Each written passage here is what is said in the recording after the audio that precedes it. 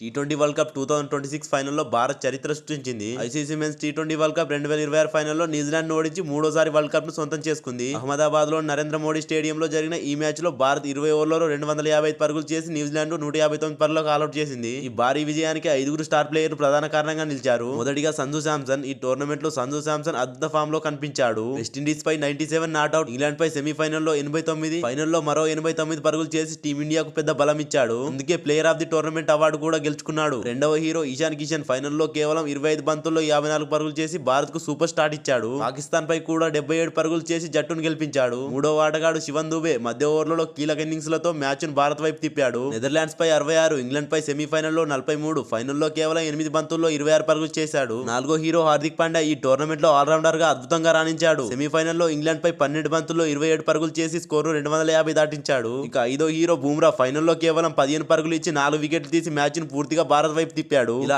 5 star ప్లేయర్ల అద్భుత ప్రదర్శనతో team India మరోసారి ప్రపంచ ఛాంపియన్ గా నిలిచింది. మీ అభిప్రాయం ఏమిటి? ఈ విజయంలో అసలైన హీరో ఎవరు?